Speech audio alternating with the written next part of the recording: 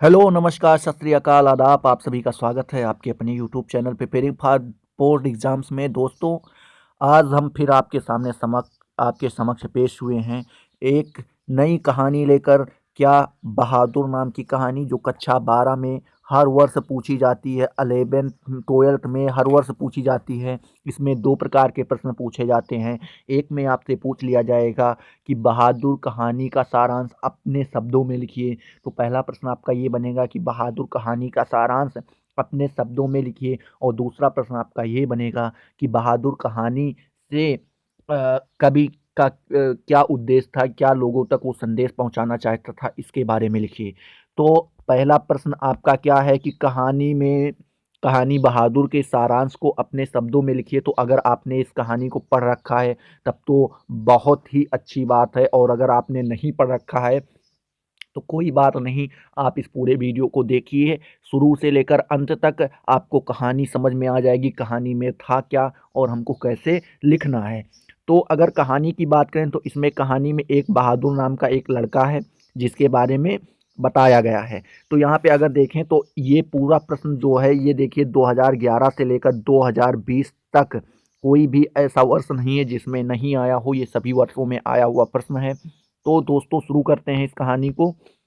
इसमें लिखा है अमरकांत जी द्वारा लिखी कहानी। किसके द्वारा? अमरकांत जी के द्वारा लिखी कहानी। बहादुर एक मध्यम वर्गीय परिवार में नौकर के साथ परिजनों द्वारा किए गए अधिक कटु व्यवहार की कहानी है। मतलब इस कहानी में एक मध्यम वर्गीय परिवार है जिसमें एक नौकर रखा जाता है।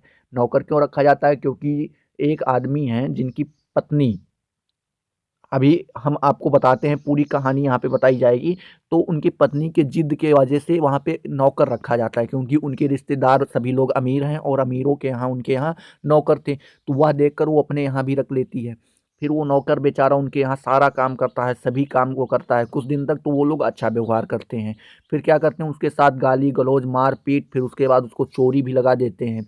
अब जो लड़का वो होता है नौकर वहाँ पे, वो नेपाल से आता है। अपनी माँ से झगड़ा करके वहाँ से कुछ बातचीत हो जाती है उनके बीच में, और वो वहाँ से छोड़ के चला आता है।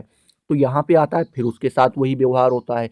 तो यहाँ से भी वो छोड़ के चला जाता है। अब उन परिवार वालों को क्या होता है कि आदत पड़ जाती है।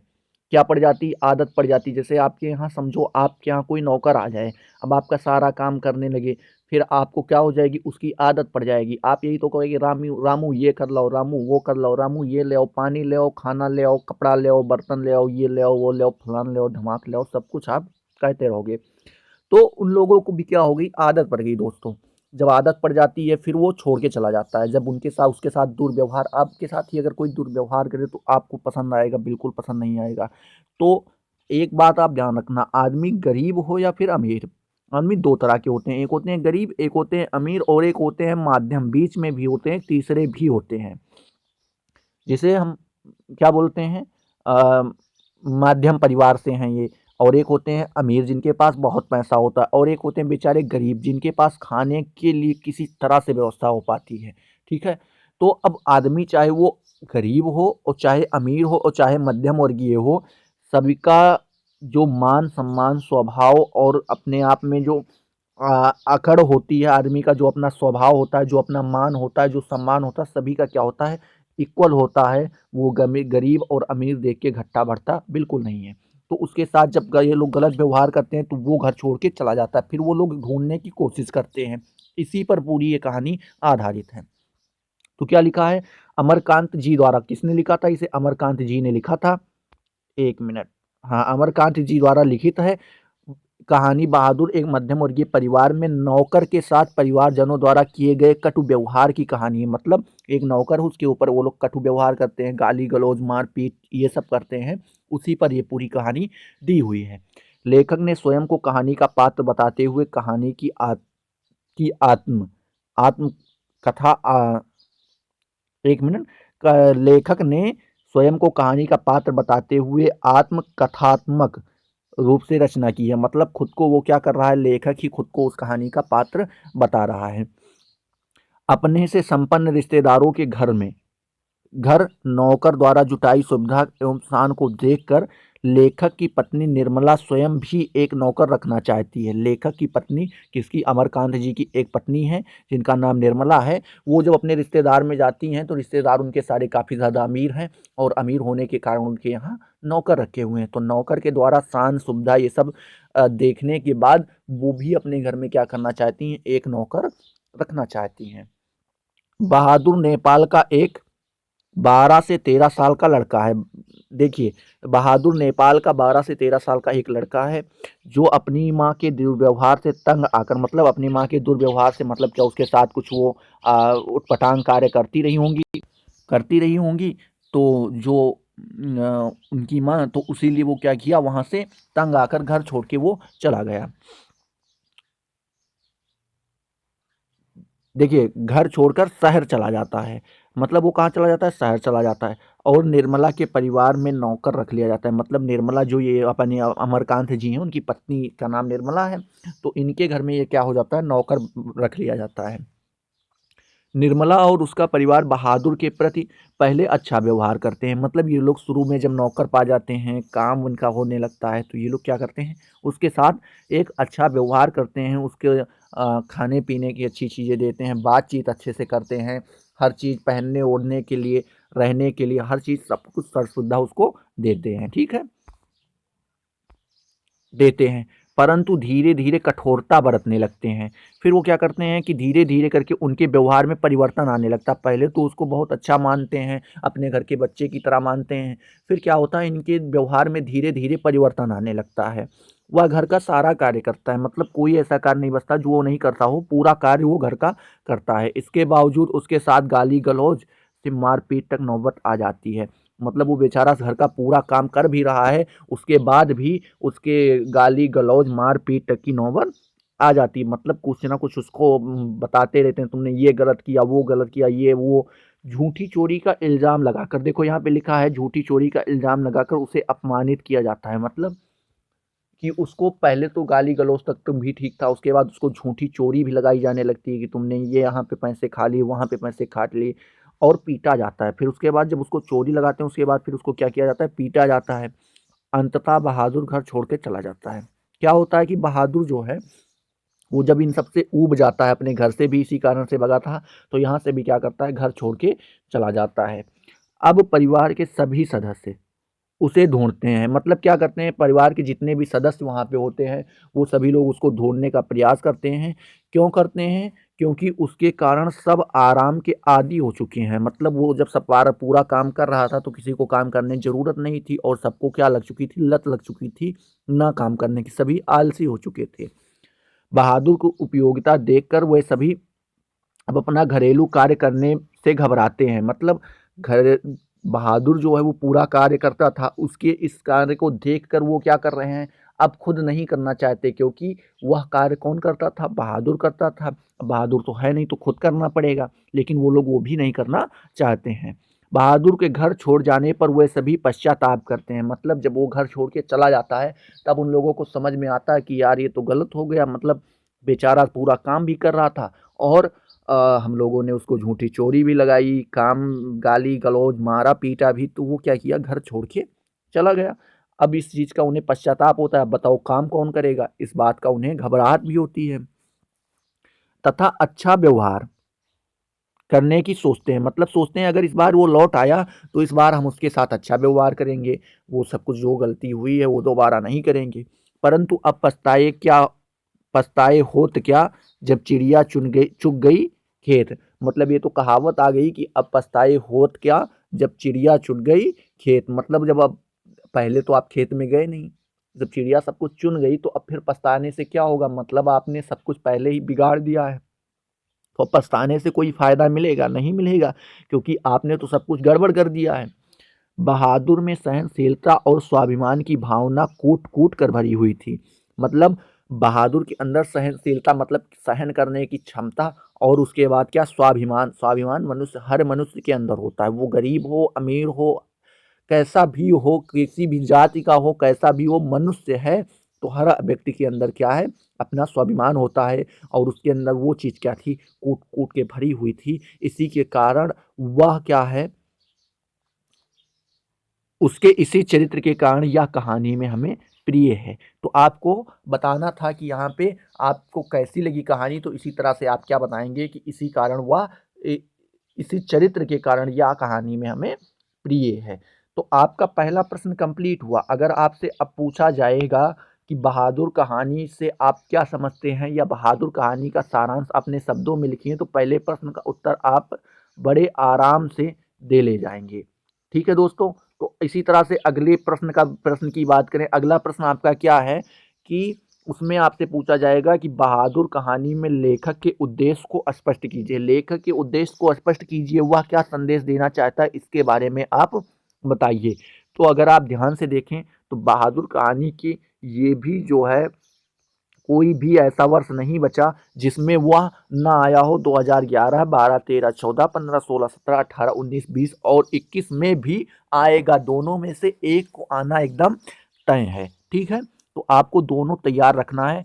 ये आपकी आखिरी कहानी है। कौन सी लास्ट कहानी है, कौन सी लास्ट कहानी है। और आपके तीनों कहानी हमने बता दी। अगर आपने नहीं देखी तो आप पिछले वीडियो में जाइए और वहां पे पंच लाइट और ये बहादुर आपकी है ही, और ध्रुव यात्रा भी आपकी हमने क्या की है, करवा दी है वहां पे। ठीक है दोस्तों, तो ये वाला शुरू करते हैं कि यहाँ पे कहानी में लेखक का उद्देश्य क्या था, वो बताना क्या चाहता था, लोगों तक संदेश क्या पहुंचाना चाहता था। देखें, आधुनिक कथा जगत में प्रेमचंद्र की कहानी, देखिए प्रेमचंद्र की कहानी को अछूड़ रखने वाले कलाकारों में अमरकांत अग्रणीय हैं। मतलब प्रेमचंद की जो कहानियां थी उनको क्या अलग, उनसे छूकर, मतलब उनसे अलग नहीं है, एकदम अछूड़ उन्हीं से मिलती जुलती रखने में अमरकांत जी अग्रणीय, मतलब क्या है, सबसे आगे हैं। इनकी कहानी में मध्यम वर्ग तथा निम्न वर्ग की पारिवारिक परिस्थिति का सजीव आदर्श एवं यथार्थवादी चित्रण मिलता है। मतलब इनकी कहानियों में क्या, मध्यम वर्गीय या फिर निम्न वर्गीय, मतलब मध्यम मतलब होते हैं कि जैसे कुछ लोग होते हैं जो खाते पीते घर से होते हैं ठीक ठाक, उस परिवार से, और उसके बाद कुछ होते हैं जिनके यहाँ बेचारे के यहाँ खाने की किसी तरह से व्यवस्था हो पाती। तो दोनों प्रकार के वर्गों के परिवारों की परिस्थितियों का सजीव, मतलब एकदम पूरा जैसे लग रहा है कि पूरा सब कुछ आपके सामने चल रहा हो, इस तरह से आदर्श एवं यथार्थवादी, मतलब सत्यता, उसमें एकदम लगेगा आपको कि हाँ एकदम ये चीज़ सत्य है और यही चीज़ होती है, चित्रण मिलता है। इनकी बहादुर कहानी मध्यम वर्गीय परिवार में नौकर करने वाले बहादुर नाम के पहाड़ी लड़के पर आधारित एक रोचक सुगठित संक्षिप्त तथा साम्यमूलक कहानी है।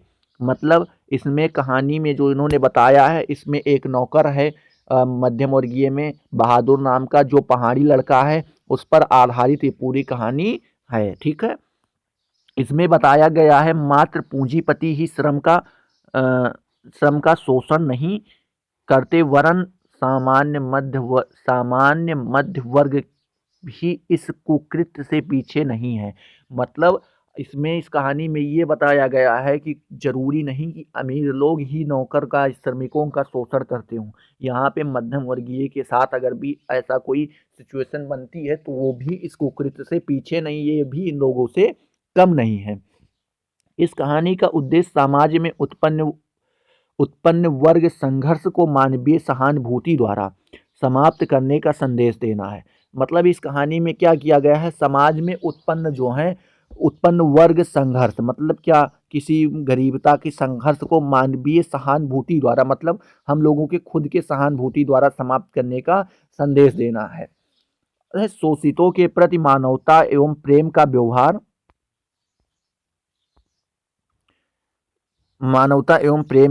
व्यवहार, ऊंच नीच के भेद के कारण दिलों में पड़ी दरार को भर देता है। मतलब क्या कह रहा है कि इसमें शोषितों के प्रति मानवता एवं प्रेम के व्यवहार ऊंच नीच भेद के कारणों दिलों की दरार को क्या कर देता है, ये भर देता है। उनके बीच में जो मिसअंडरस्टैंडिंग होती है वो क्या हो जाती है, समाप्त हो जाती है। बहादुर भी मानवीय स्नेह एवं संवेदनाओं का भूखा है। मतलब बहादुर जो है वो भी क्या है, मानवीय स्नेह, मतलब मोह प्रेम, मानवीय प्रेम, इन सभी का क्या है, भूखा है। मालिक द्वारा पीटे जाने और प्रतिक्रिया स्वरूप उसके घर छोड़ दिए जाने पर परिवार के सभी लोगों को पश्चाताप का अनुभव होता है। मतलब क्या होता है कि जब वो मालिक के द्वारा अपने पीटा जाता है, उसके बाद प्रक्रिया में वो क्या करता है, उस घर को छोड़ देता है और परिवार के सभी लोगों को बाद में इस चीज़ का एहसास होता है, सॉरी, कि उन लोगों ने इस चीज़ को गलत किया है। ठीक है? तो इस चीज़ का उन्हें क्या होता है, पश्चाताप होता है। वे स्वयं को दोषी महसूस करते हैं, मतलब परिवार वाले क्या करते हैं, स्वयं को दोषी महसूस करते हुए कि उन लोगों ने वो चीज़ गलत किया। धनी और निर्धन का वर्ग भेद मानवीय भावनाएं ही कम कर सकती हैं। मतलब धनी और निर्धन बहुत लोग होते हैं, गरीबता अमीरता, कपड़ा देख के और स्टाइल देख के, जूता देख के, इन सब चीज़ को देख के दोस्ती करते हैं या फिर कोई अपना काम करते हैं, करवाते हैं।